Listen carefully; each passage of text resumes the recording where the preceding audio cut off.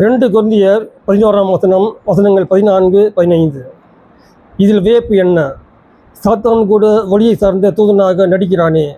ஆகவே அவனுடைய தொண்டர்கள் கடவுளுக்கு ஏற்புடையவர்களாக நடிப்பதில் வியப்பு ஒன்றும் இல்லை. அவர்களது முடிவு அவர்களது செயலுக்கு ஏற்பவே அமையும்.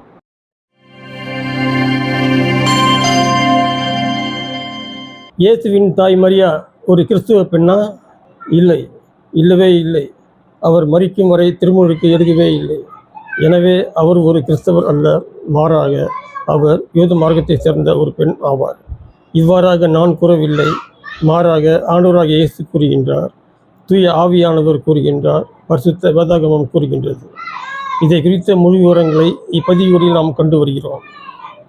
இயேசு இவ்வுலகில் மனிதராக பிறந்து 2000 ஆண்டுகளுக்கு பிறகு முதன்முறையாக பரிசுத்த வேதாகமத்திலிருந்து ஒரு சில தேவ ரகசியங்களை ஒட்டுமொத்த உலகிற்கும் இவ்வூழியம் வெளிப்படுத்துகிறது. மத்தேயு 21ஆம் அதிகாரம் 43ஆம் வசனம். உங்களிடமிருந்து இறையாட்சி அகற்றப்படும், அவ்வாட்சிக்கு ஏற்ற முறையில் செயல்படும் ஒரு மக்களிடத்தார் அதற்கு உட்படுவர் என நான் உங்களுக்கு சொல்கிறேன் என்கிறார் ஆண்டவராகிய நம் இயேசு. லூக்கா 11ஆம் அதிகாரம் வசனம் 52. ஐயோ திருச்சட்ட அறிஞரே, உங்களுக்கு கேடு, ஏனெனில் அறிவு களஞ்சியத்தின் திறவுகோலை நீங்கள் எடுத்துக்கொண்டீர்கள், நீங்களும் நுழைவதில்லை, நுழைவோரையும் தடுக்கிறீர்கள் என்று கூறுகின்றார் ஆண்டவராகிய நம் இயேசு.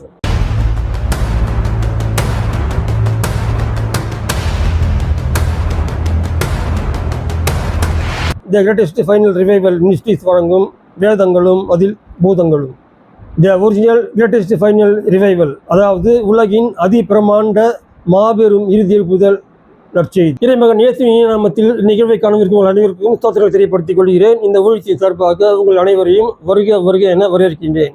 நான் நடிக்கும் பதிவுகள் அனைத்து உடனுக்குடன் உங்களுக்கு வந்து சேர்வதற்கு என்னுடைய இந்த யூடியூப் சேனலை சப்ஸ்கிரைப் செய்யவும், தொடர்ந்து அருகில் இருக்கும் பெல் பட்டனை தவறாமல் அழுத்தவும்.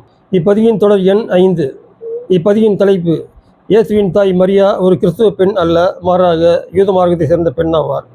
இப்பதிவு கிறிஸ்தவர்களுக்கான பதிவு மட்டுமல்ல, மாறாக ஒட்டுமொத்த உலகில் உள்ள ஒட்டுமொத்த கிறிஸ்தவர்களும் சபை வேறுபாடு இன்றியும், இதே போன்று ஒட்டுமொத்த உலகில் உள்ள ஒட்டுமொத்த இஸ்லாமியர்களும் மற்றும் ஒட்டுமொத்த யூதர்களும் மார்க்க வேறுபாடு இன்றியும் இப்பதிவுகளை காண வேண்டும் என்றும் தியானிக்க வேண்டும் என்றும் அன்புடன் நான் கேட்டுக்கொள்கிறேன். இது 8ஆம் அலகு.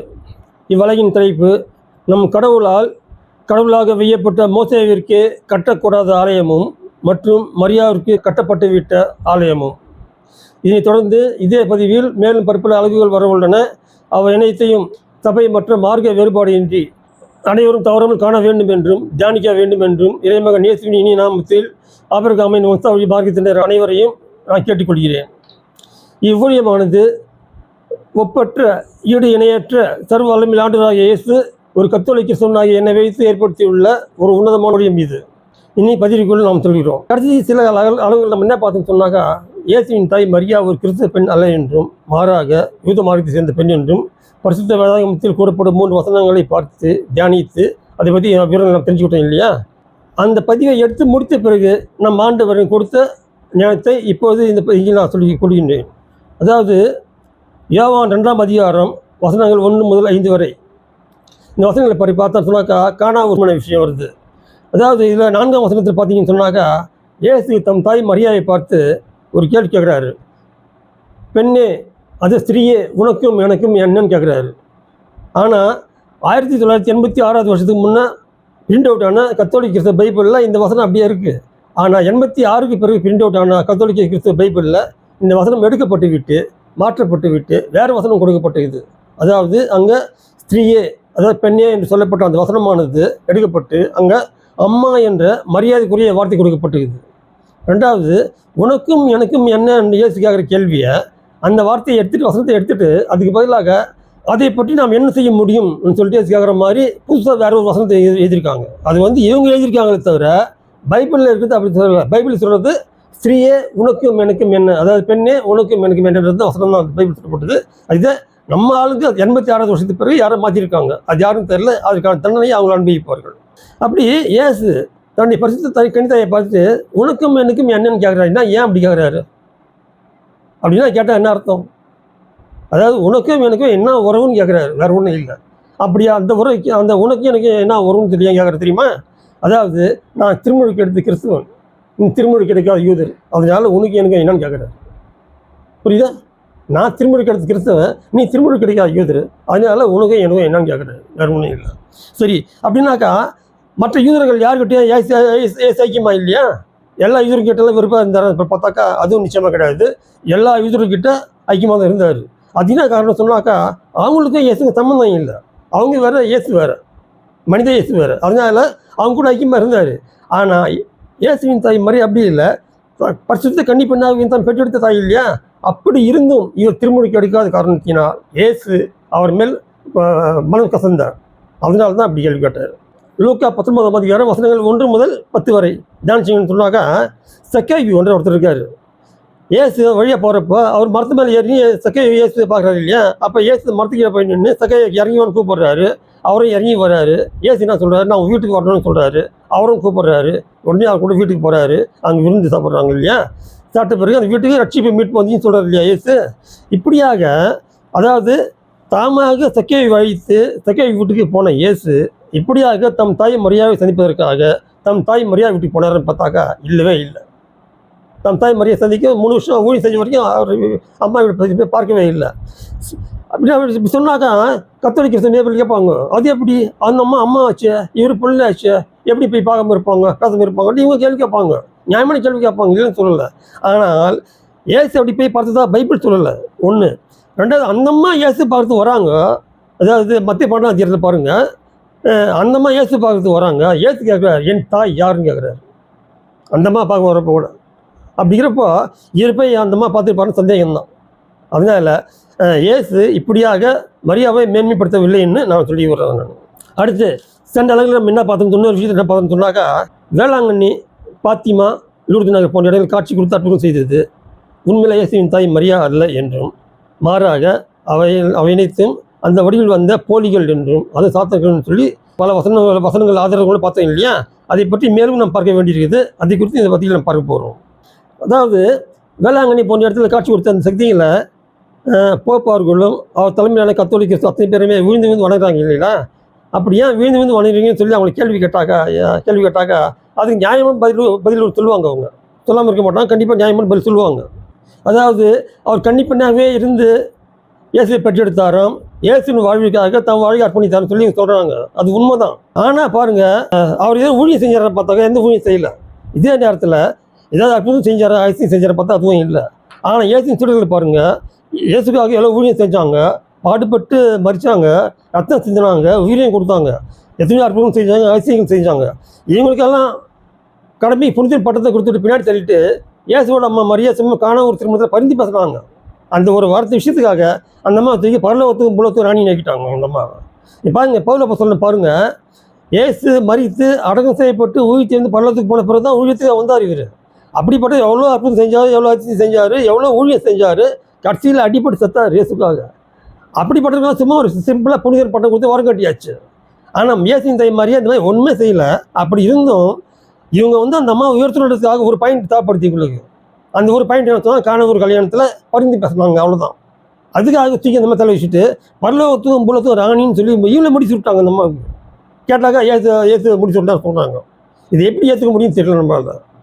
இப்படியாக இந்த மேற்பர்கள் என்ன சொன்னாலும் இந்த கத்தோலிக்க திருச்சபையில் இருக்கிற விசுவாசிங்க அதை கண்டிப்பாக ஏற்றுக்குவாங்க, ஏற்றுக்கணும் தான் ஆகணும். அப்படி ஏற்றுக்கலன்னு சொன்னாக்கா, இதை கேள்வி கேட்டாக்கா திருச்சபையை விட்டு அவங்க விலக்கிடுவாங்க. அவங்கள விலக்கிடுவாங்க. அப்படி விலக்கினாக்க ஒரு பிரச்சனை ஒன்றும் இல்லை. இதே ஸ்கூல் அவங்க நடத்துகிற ஸ்கூல் டீச்சர் வேலை செய்கிற டீச்சர்ஸுக்கு கொஞ்சம் பிரச்சனை வரலாம்.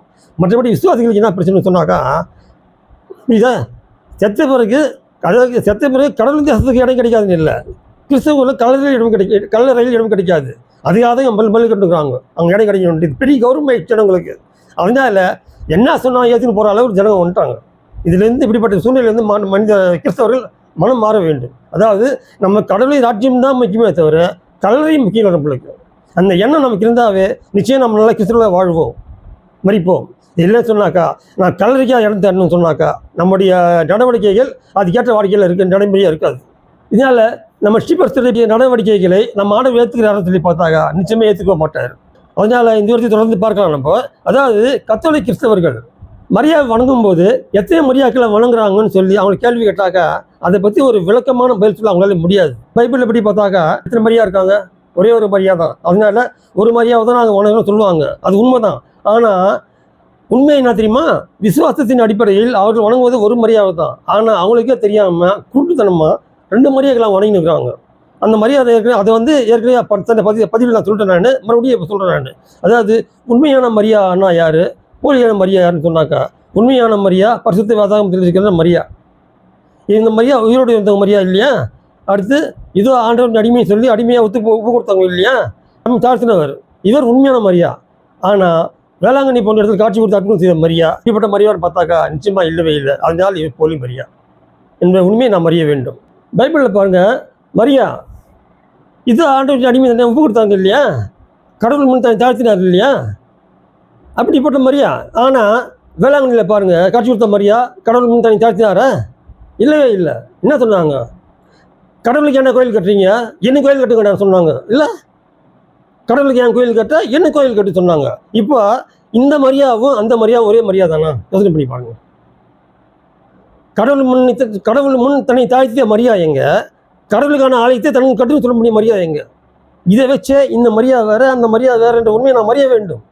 ஆனால் இவங்க அதை பற்றி யோசிக்கல. மரியா சொன்ன உடனே அந்த அம்மாவுக்கு கோயில் கட்டுவாங்க இவங்க. அது எவ்வளோ பேர் தப்புன்றதை இனிமேல் அது சிரித்து பார்க்க வேண்டும். அதாவது பைபிளில் கடவுளுக்கு தண்ணி அடிமைன்னு சொன்ன அதே மரியா வேளாங்கண்ணியில் காட்சி கொடுக்குறப்போ அந்த கடவுளுக்குரிய ஆலயத்தை தனக்கு கட்டும்படி கேட்பாரா? இதை குறித்து கத்தோலிக்க கிறிஸ்தவ மேய்ப்பர்கள் யாருமே சிந்திக்கல. இதை குறித்து என்னுடைய இந்த கேள்விக்கு இவர்கள் பதில் சொல்ல வேண்டும். மத்தேயு 22ஆம் அதிகாரம் 21ஆம் வசனம் பாருங்க. சீசருக்கு உரியதை சீசருக்கும் சொல்றாரு இயேசு இல்லையா? அதாவது யார் யாருக்கு என்னென்ன கொடுக்கணுமோ அதை அவங்களுக்கு கொடுன்னு சொல்றாரு. அது சீசருக்குரியது சீசருக்கு கூட கொடுன்றாரு. ஓகேவா? இப்போ ஆலயங்கள் என்பது யாருக்குரியது? கடவுளுக்குரியது தானே. அப்போ கடவுளுக்குரிய ஆலயத்தை யாருக்கு கூட கட்டணும்? கடவுளுக்கு தானே கட்டணும். அது விட்டு மரியாதை எங்கே கட்டுறீங்க நீங்கள்? இது தப்பு இல்லையா? இப்படியாக இந்த மேற்கண்ட வசனங்களை கத்தோலிக்க கிறிஸ்தவ மேய்ப்பர்கள் மீறி விட்டீர்கள் என்ற உண்மையை நீங்கள் அறிய வேண்டும். எங்கேயாவது எஜமானுக்கு சொந்தமான சொத்துல அடிமை பங்கு கேட்பாங்களா? கேட்க முடியுமா? கேட்டால் யாராவது கொடுப்பாங்களா? முடியாது இல்லை. அப்படி இருக்க பைபிளில் கடவுளுக்கு தனி அடிமையாக அறிவித்த அதே மாதிரியா வேளாங்கண்ணியில் காட்சி கொடுக்குறப்போ கடவுளுக்குரிய ஆலயத்தை தனக்கு கட்டுப்படி எப்படி கேட்க முடியுமா? இதனால் பைபிளில் இருக்கிற மரியா வேறு என்றும் வேளாங்கண்ணியில் காட்சி கொடுத்த மரியா வேறு என்ற உண்மையை நாம் அறிய வேண்டும். அதாவது இதன் மூலம் வேதாகமத்தில் ஆண்டவர் தனி அடிமை என்று கூறிய மரியா வேறு என்றும், இதே நேரத்தில் வேளாங்கண்ணியில் தனக்கு ஆலயத்தை கட்டுப்படி சொன்ன மரியா வேறு என்ற உண்மையை நாம் அறிய வேண்டும். இதை குறித்து விளக்கத்தை கத்தோலிக்க குறித்து இறைமக்கள்கிட்ட கேட்டாக்கா அவங்க என்ன சொல்கிறாங்கன்னா, அந்த மரியா வேளாங்கண்ணியில் காட்சி கொடுத்த மரியா பரலோகத்திலிருந்து இறங்கி வந்தாருன்றோம். அதனால கடவுளுக்குரிய ஆலயத்தை தனக்கு கட்டுப்படி கேட்கறதுக்கு அந்த மரியாவுக்கு அதிகாரம் இருக்குது, உரிமை இருக்குதுன்னு சொல்கிறாங்க இவங்க. அப்படின்னாக்கா அந்த மரியா பரலோகத்திலிருந்து இறங்கி வந்தாங்க உண்மைன்னு சொன்னாக்கா அதுக்கான ஆதாரத்தை காட்டுக்குன்னு சொன்னாக்கா ஆதாரம் கட்ட முடியாது சொல்லி திரு முடிக்கிறாங்க. இதனால் இந்த வேளாங்கண்ணி குறித்த நல்ல இறை ஞானத்தை கத்தோலிக்க கிறிஸ்தவர்கள் பெற வேண்டும். ஆனால் கடவுளுக்குரிய ஆலயத்தை மரியாதை கட்டுன்னு சொல்லி கடவுளே சொன்னால் கட்டலாம், தப்பு இல்லை. ஆனால் கடவுள் எப்படி சொல்லாத நிலையில் காட்சி கொடுத்த மரியா தனக்கு ஆலயம் கட்டும்படி கேட்கும்போது எப்படி கட்ட முடியும் என்பதை குறித்து எனக்கு விளக்கம் கொடுக்கணும். நல்லா பாருங்கள், உலகத்திலே அடிமைக்கு ஆலயம் கட்டிய ஒரு மார்க்கம் எது தெரியுமா? அடிமைக்கு ஆலயம் கட்டிய ஒரு மார்க்கம் கத்தோலிக்க கிறிஸ்டியன் மட்டும்தான், யாருமே கிடையாது. எந்த மார்க்கத்துலேயும் கடவுளுக்கு தான் ஆலயம் கட்டுவாங்க இல்லையா? இந்து மதத்தை பாருங்கள், அவங்கள பற்றி நம்ம எழுதுவதாக பேசுகிறோம். அதாவது திணையில் கும்பிட்றாங்க, பஞ்சபூதங்களை கும்பிட்றாங்க, நாவகிரங்களை கும்பிட்றாங்க, இன்னும் விலங்குகளை கும்பிட்றாங்க, இயற்கையை கும்பிட்றாங்க, என்னென்னு சொல்கிறோம் இல்லையா? முன்னோர்கள் கும்பிட்றாங்கன்னு சொல்கிறோம் இல்லையா? அவங்களோட பாருங்கள், யார் கடவுள்னு சொல்கிறாங்களோ அவங்களுக்கு மட்டும்தான் ஆலயம் கட்டுவாங்களே தவிர இவங்களுக்கு ஆலயம் கட்ட மாட்டாங்க. இவங்களை பார்த்தாவது கத்தோலிக்க கிறிஸ்தவ எப்படி கற்றுக்கொள்ள வேண்டும். புரியுதா? அதாவது பைபிளில் இருக்கிற மரியா இது ஆண்டவருக்கு அடிமைன்னு சொல்லி தன்னை அடிமையாக அர்ப்பணிக்கிறாங்க. ஆனால் அதே மரியா நம்ம கிட்ட காட்சி கொடுக்குறப்போ ஆண்டவருக்குரிய ஆலயத்தை தன் பேர் காட்ட சொல்கிறாங்க சொன்னாக்கா இந்த மரியா டபுள் கே மாறுறாங்க நம்மக்கிட்ட. எப்படிங்க அது? கடவுள்கிட்ட போய் தன்னை அடிமைன்னு சொல்கிறாங்க, நம்மகிட்ட வந்து ஆலயம் கட்ட சொல்கிறாங்கன்னு சொன்னாக்கா ஏதோ டபுள் கே மாறுறாங்க தெரியலையா நம்மளுக்கு? பரலோகத்துலேருந்து இறங்கி தூதர்கள் யாராவது இப்படி டபுள் கே மாட்டுவாங்க நம்மக்கிட்ட? ஆட மாட்டாங்க. இது ஆடுதுன்னு சொன்னாக்கா அப்போ அந்த அம்மா மரியா வேறு இந்த மரியா வேறு உண்மையை நம்ம அறியணும் இல்லையா? அதாவது வான் தூதர்கள் யாருமே டபுள் கே மாட மாட்டாங்க இல்லையா? அதனால இப்படியாக மாறி மாறி பேசுகிற மரியா, அதாவது காட்சி கொடுக்குற மரியா உண்மையான மரியா அல்லன்ற உண்மையை நாம் அறிய வேண்டும். இல்லையா? அதாவது பரிசுத்த வேதாகமத்தில் ஆண்டவர் தன்னை அடிமைன்னு ஒப்பு கொடுத்த மரியா மட்டும்தான் உண்மையான மரியா என்றும், மாறாக வேளாங்கண்ணி போன்ற இடங்களில் காட்சி கொடுத்து தனக்கே ஆலயம் கட்டும்படி சொன்ன மரியாக்கள் எல்லாம் உண்மையான மரியாக்கள் அல்ல என்றும், அதாவது போலிக்கள் என்றும், அது சாத்தான்கள் என்றும் உண்மையை நாம் அறிய வேண்டும். இணை சட்டம், அதாவது உபாகமம் 34ஆம் அதிகாரம் வசனங்கள் 5, 6 வசனங்கள் தியானிக்கலாம். மோசே இறந்து போகிறார் இல்லையா? பழைய ஏற்பாடு காலத்தில் மோசே இறந்து போகிறார் இல்லையா? அவர் இறந்த பிறகு அந்த உடலை அடக்கம் செய்து யார் அடக்கம் செய்கிறாங்க? நம்ம கடவுள் அடக்கம் செய்கிறார் இல்லையா? அடக்கம் செய்த பிறகு அந்த அடக்கம் செய்யப்பட்ட இடத்தை அவர் யாருக்கு காட்டினார்னு பார்த்தாக்கா இன்னை வரையும் யாருக்கும் தெரியாது. அந்த இடம் கடவுள் மறைச்சிட்டாரு. நல்லா கவனிச்சு பாருங்க. ஆதாம் ஏவா காலத்திலிருந்து இன்றைக்கு வரைக்கும் ஒரு மனிதன் மரித்த பிறகு அவருக்கு உடல் அடக்கம் செய்யப்படுது, கடவுள் அடக்கம் செய்கிறார் சொன்னாக்கா அது மோசே உடலை மட்டும்தான். இது வரைக்கும் கடவுள் வேறு யாரோட உடலை அடக்கம் செய்யலை. இயேசு கூட செத்தார் இல்லையா? அவர் உடல் அடக்கம் செய்யப்படுது இல்லையா? யார் அடக்கம் செஞ்சது? மக்கள் தான் அடக்கம் செஞ்சாங்க, கடவுள் அடக்கம் செய்யலை. ஆக ஆதாம் ஏவா காலத்திலிருந்து இன்றைக்கு வரைக்கும் ஒரு மனிதன் உடலை அடக்கம் செய்து கடவுள் அடக்கம் செஞ்சார் சொன்னாக்கா அது மோசையின் உடல் மட்டும்தான். அப்படி இருந்தும் அந்த கல்லறையை யாருக்கும் தெரியாமல் மறைத்து விட்டார். அப்படியாக அந்த இடத்தை யாருக்கும் தெரியுமா? ஏன் மறைச்சார் தெரியுமா? அது காரணம் இருக்குது. அதாவது இந்த மோசே என்ற யார் தெரியுமா? விடுதலை பயணம், அதாவது யாத்திராகமம் 4ஆம் அதிகாரம் 16ஆம் வசனம் மற்றும் 7ஆம் அதிகாரம் 1ஆம் வசனம் படி பார்த்தா பாருங்க, கடவுளாலேயே கடவுளாக வைக்கப்பட்டவர் இந்த மோசே. இப்படி கடவுளாலேயே கடவுளாக வைக்கப்பட்ட மோசே மரித்த பிறகு அவர் அடக்கம் செய்யப்பட்ட பிறகு அந்த இடத்த காட்டினாக்கா நம்ம ஜனங்க என்ன செய்வாங்க? முதல்ல அவர் கல்லறை கட்டுவாங்க, பிறகு அதே கோயில் ஆக்கிடுவாங்க. நம்ம மனிதர்கள் புத்தி அதுதான், கடவுள் தெரியும். அதனால தான் எப்போ இவர் கல்லறை கட்ட விடுறோமோ அடுத்த கோயில் கட்டுவாங்கன்றனால தான் கல்லறை கட்ட விடாமல் தடுத்தார். அதற்காக அடக்கம் செய்யப்பட்ட இடமே தெரியாமல் மறைத்தார். விஷயம் வேறு ஒன்றும் இல்லை. புரியுதா? அந்த இடம் யார் கட்டப்படல மறைக்கப்பட்டதுக்கு காரணம் அதுதான். ஒருவேளை நம்ம ஆண்டு அந்த இடத்துல நம்ம கட்டினார் வச்சுங்க, என்ன நடந்துக்கும் தெரியுமா? அங்கே முதல்ல கல்லறை கட்டப்பட்டிருக்கும், அது பிறகு அது ஆலயமாக மாற்றப்பட்டிருக்கும். அதுக்கு அடுத்து என்ன இருக்கும் தெரியுமா? இஸ்லாமியர்களுக்கும் யூதர்களுக்கும் மாட்டிக்கும் சண்டை, இப்போ வார் நடக்கும். அதாவது ஜெருசலேமில் டெம்பிள் மவுண்ட் இருக்கு இல்லையா? யூதர்களும் இஸ்லாமியர்கள் அடிச்சுக்கிறாங்க இல்லையா? பெரிய போர் நடக்குது இல்லையா? தொடர்ந்து நடக்குது இல்லையா போர்? அதே போல் இந்த கோயில் யாருக்குன்னு சொல்லிட்டு இங்கே பெரிய வார் நடந்திருக்கும். இதனால் பிரச்சனைகள் அதிகமாக இருக்கும். பிரச்சனை 2 இடத்துல ஏற்பட்டிருக்கும். இதனால் அதிகமாகி இருக்கும். இதனால் பேரழிவுகள் ஏற்கனவே நடந்து ஆரம்பித்திருக்கும். அப்படிப்பட்ட சூழ்நிலையை வராமல் கடவுள் நம்மை காப்பாற்றியிருக்கின்றார். பொதுவாக நம்ம ஆளுங்க யார் தெரியுமா? அதாவது உயிரோடு சமாதி கட்டுறதுலையும் செத்து போனவங்களை கோயில் கட்டுறதுல நம்ம ஆளுங்க ரொம்ப ஜோட்டுங்க. அதனால தான் மோசேக்கு கல்லறை கட்டாமல் கடவுள் தடுத்தார். இப்படியாக மோசேக்கு ஆலயம் கட்ட அனுமதி உண்டான்னு கேட்டாங்க, நிச்சயமாக இல்லை. இப்படி ஆலயம் கட்டக்கூடாது என்பதற்காகத்தான் கல்லறையை கட்டுவதற்கு கட்டப்படாமல் நம்ம தடுத்து விட்டோம்னு நாம் அறிய வேண்டும். அப்படியாக கல்லறையோடு கட்டிவிடக்கூடாது என்பதற்காகத்தான் மோசையின் உடலை அடக்கம் செய்த இடத்தை நம் ஆண்டவர் மக்கள் யாருக்கு தெரியாதபடி மறைத்து விட்டார் என்ற உண்மையை நாம் அறிய வேண்டும். அதாவது தம்மால் படைக்கப்பட்டவரான மோசேக்கு, அதாவது தம்மால் கடவுளாக வைக்கப்பட்ட மோசேவிற்கு ஆலயம் கட்ட வேண்டும் என்ற எண்ணம் தப்பி தவறுவிட்ட மக்களை வந்துவிடக்கூடாது என்பதற்காகத்தான் அந்த எண்ணத்தை, அந்த சூழ்நிலையை கடவுள் ஆரம்பத்தில் கிள்ளிவிட்டார் என்ற உண்மையை நாம் அறிய வேண்டும். அதனால் நம்ம உண்மையை அறிய வேண்டும். அதாவது கடவுளாக வைக்கப்பட்ட மோசேவிற்கே ஆலயம் கட்டுவதற்கு நமக்கு அனுமதி இல்லை சொல்லப்படுது இல்லையா?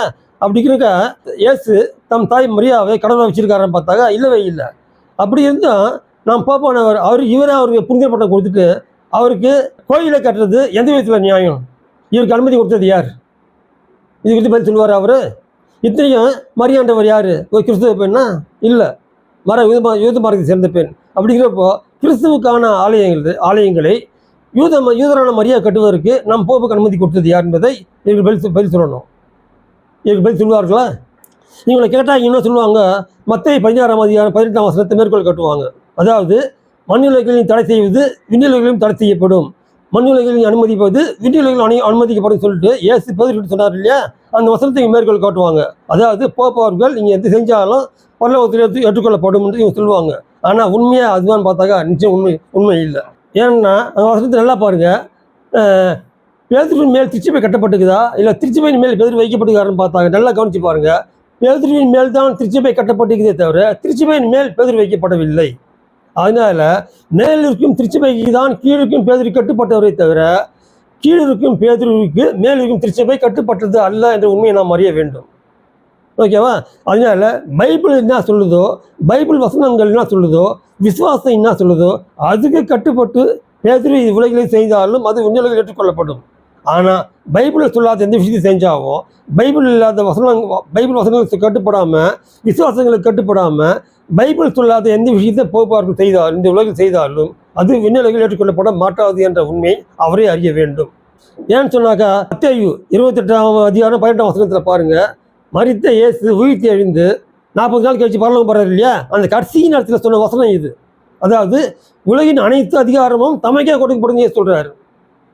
அப்படி தமக்கே கொடுக்கப்பட்ட அந்த அதிகாரத்தில் 0.01% அவர் போப்பை கொடுத்துறான்னு கேட்டாக்கா இல்லவே இல்லை. அப்போது இந்த உலகின் அனைத்து அதிகாரமும் எனக்கே கொடுக்கப்படும் சொல்லிட்டே பரலோகம் போயிட்டார். இதன் மூலமாக போப்புக்கு அவர் எந்த பவரும் அதிகாரம் கொடுக்கப்படவில்லை என்ற உண்மை போப்பர்கள் அறிய வேண்டும். அதனால் பரிசுத்த வேதாகமத்துக்கு அந்த வசனங்களுக்கு அதில் உள்ள விசுவாசத்துக்கு மீறி போப்பு அவர்கள் எந்த கிரியும் செய்ய முடியாது என்ற உண்மை அவர் அறிய வேண்டும். படைத்தவரை தவிர படைக்கப்பட்டவர்களை வணங்குவதே தவறு என்று சொல்லும்போது படைக்கப்பட்டவர்களுக்கு ஆலயமே கட்டுறது சரியா?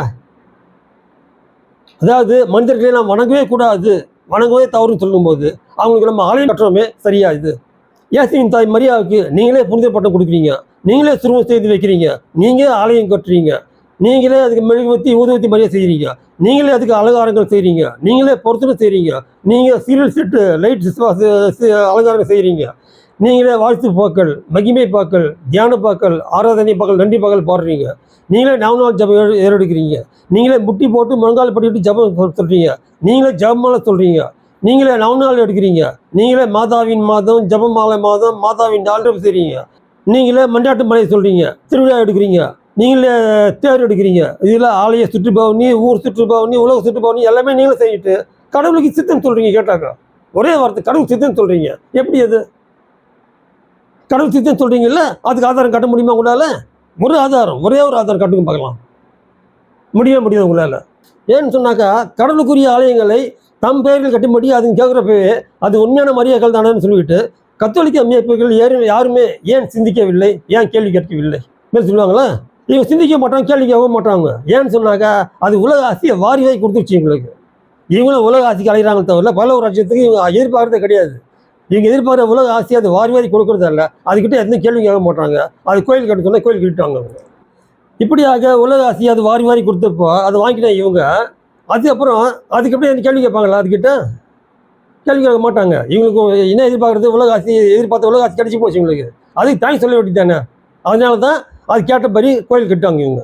ஆனால் கடவுள் சொல்லி கோயில் கட்டலை, மரியா சொல்லி தான் கோயில் கட்டுவாங்க இல்லையா? பைபிளில் பாருங்கள், பரிசுத்த மரியா அதாவது இயேசுவின் தாய் மரியா ஆலயத்துக்கு சென்றார், ஆண்டவரை வணங்கினார், வழிபட்டார், ஆராதித்தார் இல்லையா? ஆனால் வேளாங்கண்ணி மற்ற இடத்துல காட்சி கொடுத்த மரியாக்கள் ஆலயத்துக்கு போனாங்களா? ஆண்டவர் ஆராதிச்சாங்களா? வணங்கினாங்களா? வழிபட்டாங்களா? இல்லை. மாறாக தனக்கு ஆலயம் கட்டி மக்கள் எல்லாம் வந்து தன்னை வணங்கும்படி, தன்னை வழிபடும்படி, தன்னை ஆராதிக்கும்படி சொல்கிறாங்க. அப்படின்னா இவங்க உண்மையான மரியாதை தானா? இதை குறித்து கண்டிப்பாக கத்தோலிக்க கிறிஸ்தவ மேய்ப்பர்கள் இனிமேலாவது யோசனை பண்ணி பார்க்கணும்.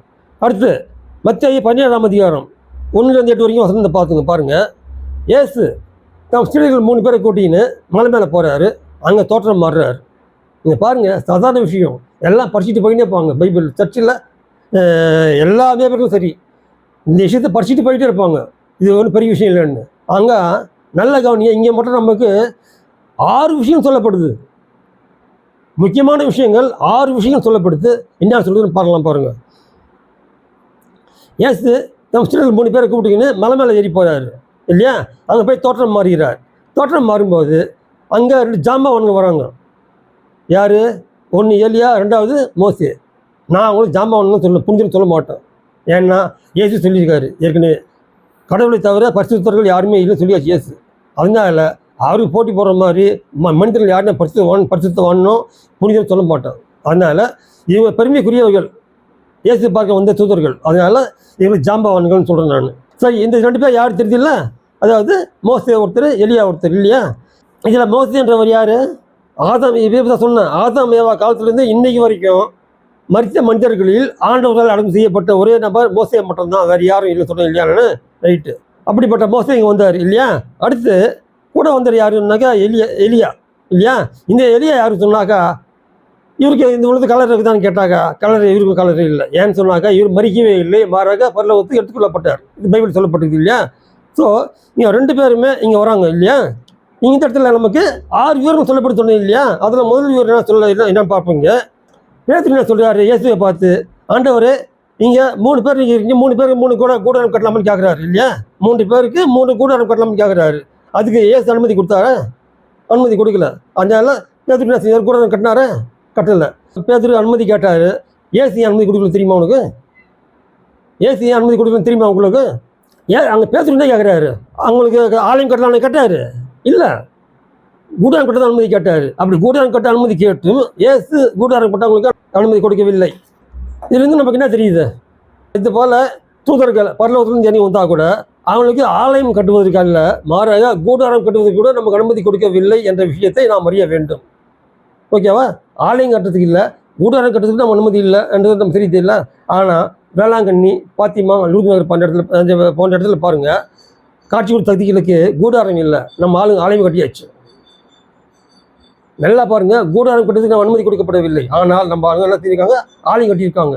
இது எவ்வளோ பெரிய தப்பு என்பதை கத்தோலிக்க மேய்ப்பர்கள் இதற்கு மேலாவது அறிய வேண்டும். அதாவது கூடாரம் கட்ட அனுமதி கொடுத்து சொன்னது யாருக்கு அனுமதி கொடுக்க தெரியுமா? முதல் பாப்பான பேதுரு கொடுக்கப்படவில்லை. ஏசியினால் நேரடியாக தேர்வு செய்யப்பட்ட முதல் பாப்பான பேதுருவுக்கு அனுமதி கொடுக்கப்படவில்லை. தேர்தல் முன் தேர்வு செய்யப்பட்ட போப்பானவர் மரியாவுக்கு கோயிலை கட்டிவிட்டார். இது எந்த அளவுக்கு சரியன்றதை நீங்கள் யோசனை பண்ணி பாருங்கள். அடுத்து கூடாரம் கட்ட பேதுருக்கே ஏசு ஏன் அனுமதி கொடுக்கல தெரியுமா உங்களுக்கு? அதாவது அங்கே பேதுரு ஏன் கூடாரம் கட்டல தெரியுமா? அவர் கூடாரம் கட்டுறதுக்கு இயேசுவிடம் அனுமதி கேட்டார், தூதர்களுக்கு அனுமதி கேட்கல. அதனால தான் இயேசு அனுமதி கொடுக்கவில்லை. அதனால் பேதுரு கூடாரம் கட்டவில்லை.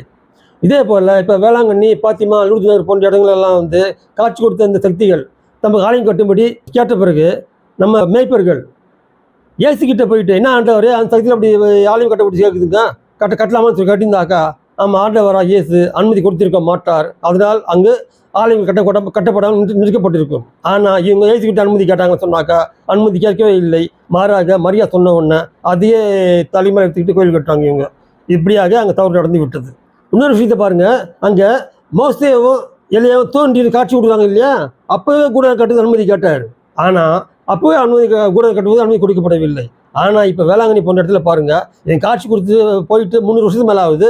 இப்போ கோயில் கட்டி இங்கே கூட கொண்டு போட்டு கும்பிடுறாங்க இவங்க. இது எப்படி சரியாகும்? இதையும் நம்ம யோசனை பண்ணி பார்க்கணும் இல்லையா? அடுத்ததாக 2வது விஷயம், சரி, எலியாவுக்கும் மோசேக்கும் கூட கட்ட அனுமதி கொடுக்காத இயேசு தமக்கு கூட கட்ட அனுமதி கொடுத்துருக்கலாம் இல்லையா? ஆனால் அனுமதி கொடுத்தாரா? கொடுக்கல. ஏன் கொடுக்கல தெரியுமா?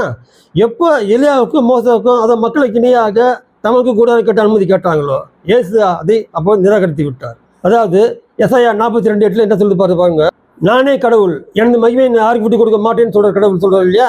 அப்படியாக தமது மகிமையை தாமே யாருக்கு விட்டு கொடுக்காத போது அவருக்கு கொடுக்கப்பட்ட மகிமைக்கு ஈடாக அந்த எலியா, மோசே என்ற 2 பேர் கொடுக்கறதுக்காக அனுமதி கேட்டதுனால அதுக்கான அனுமதியை கடவுள் கொடுக்கவில்லை என்ற உண்மையை நாம் அறிய வேண்டும். ஒரு சமயம் மோசேவுக்கும் எலியாவுக்கும் கூடாரம் கட்ட அனுமதி கேட்ட அதே பேதுரு இயேசுவுக்கு ஆலயம் கட்டட்டுமான்னு சொல்லி கேட்டிருந்தாக்கா இயேசு அனுமதி கொடுத்துருக்கலாம். ஆனால் பேதுரு அப்படி அனுமதி கேட்கல. 3 பேருக்கும் ஒரே மாதிரி கூட கட்ட அனுமதி கேட்டார் இல்லையா? அதனால்தான் இயேசு அந்த வேண்டுகோளை புறக்கணித்தார் உண்மையை நாம் அறிய வேண்டும். 3வதாக நீங்கள் சொல்லப்பட்ட விஷயம், மேலே அவங்க 3 பேர் அங்கெல்லாம் கீழே இருக்கிறப்போ மேலே ஒளிமயமான மேகம் ஒன்று சொல்லுது இல்லையா? அந்த மேகத்திலிருந்து ஒரு குரல் கேட்குது. அதாவது இவரே என் அன்பார்ந்த மைந்தர், இவருக்கு செவி சாய்க்கணும் குரல் கட்டிச்சு இல்லையா? இது யாரோட குரல் தெரியுமா? மேலேருந்து கடவுள் கொடுத்த சர்டிஃபிகேட், அவர் கொடுத்த குரல் அது இல்லையா? இப்படியாக அவருக்கு நாம் செவி சாய்க்க வேண்டும் என்று கடவுள் நம்மளுக்கு சொல்கிறாரு. யாருக்கு செவி சாய்க்கணும்னு சொல்கிறாருனால கவனிச்சு பாருங்கள். அங்கே 3 விதமான நபர்கள் இருக்காங்க இல்லையா? யார் யார்? ஒன்று ஆண்டவராக இயேசு மனிதனாக இருக்கின்றார். 2வது எலியா, மோசே என்ற தூதர்கள் பரலோகத்திலிருந்து இறங்கி வந்தாங்க இல்லையா? அவங்க இருக்காங்க. 3வது யார்?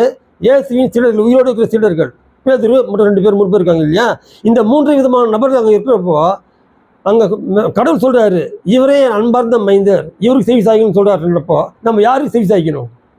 அந்த 3 வித நபரில் இயேசுக்கு மட்டும்தான் செவி சாய்க்க வேண்டுமே தவிர மற்ற இருவருக்கு செவி சாய்க்க வேண்டும் என்று நமக்கு பைபிள் சொல்லவில்லை. அதாவது பரலோகத்திலிருந்து இறங்கி வந்தாங்க தூதர்கள் இல்லையா? அந்த தூதர்கள் யாராக இருந்தாலும் அவர்கள் என்ன சொன்னாலும் அவர்களுக்கு நாம் செவி சாய்க்க வேண்டும் என்ற அவசியம் நமக்கு இல்லை. ஒன்று. அடுத்ததாக இயேசுவின் சீடர்கள், அதாவது நம்ம ஊழியக்காரர்கள் யாராக இருந்தாலும் சரி, பைபிளில் இல்லாத விஷயத்தை நமக்கு சொன்னாக்கா அவங்களுக்கு நம்ம செவி சாய்க்கணுன்ற அவசியம் இல்லைன்னு சொல்கிறாருங்க, கடவுள் சொல்கிறாருங்க. புரியுதா? இயேசுக்கு மட்டும் தான் செவி சாய்க்க வேண்டும், அதாவது பைபிளுக்கு மட்டும் தான் செவி சாய்க்க வேண்டுமே தவிர பைபிளில் இல்லாத விஷயத்தை நம்முடைய ஊழியக்காரர்கள், நம்முடைய மேய்ப்பர்கள், போதகர்கள் யாராக இருந்தாலும் இவர்கள் சொன்னால் இதை நாம் கேட்க வேண்டும் என்றோ அதுக்கு நாம் கட்டுப்பட வேண்டும் என்றோ கடவுள் நமக்கு சொல்லவே இல்லை. அதை நாம் புறக்கணிக்க வேண்டும் என்று சொல்றாரு. மாறாக இயேசுவின் வார்த்தைகளுக்கு மட்டும் நம்ம குரல் கொடுக்கணும், செவி சாய்க்கணும்னு சொல்லி கடவுள் சொல்றாரு. அதாவது பரலோகத்திலிருந்து இறங்கி வந்து ஜாம்பவான்கள் மோசே எலியா அவங்க செவி சாய்க்கணும்னு சொல்லி கடவுள் நமக்கு சொல்லலை. இதே போல் இயேசுவின் சீடர்கள், உயிரோடு இந்த சீடர்கள் பேதுருவுக்கோ இல்லை அவர் கூட இந்த மற்ற யாக்கோபு போன்ற சீடர்களுக்கோ செவி சாய்க்க வேண்டும் என்றும் கடவுள் நமக்கு சொல்லவில்லை. இந்த உண்மையை நாம் நன்கு அறிய வேண்டும். அதனால இப்போ இருக்கிற ஷீப்பர்ஸுங்க, ஊழியக்காரர்கள் யாராவது பைபிள் இல்லாத எந்த விஷயத்தை நமக்கு சொன்னாலும் அதை செவி கொடுத்து கேட்க வேண்டும் என்றோ, அது நாம் ஏற்க வேண்டும் என்றோ, அதை தியானிக்க வேண்டும் என்றோ, அதை நாம் கடைபிடிக்க வேண்டும் என்ற அவசியம் நமக்கு இல்லவே இல்லை என்ற உண்மையை நாம் அறிய வேண்டும்.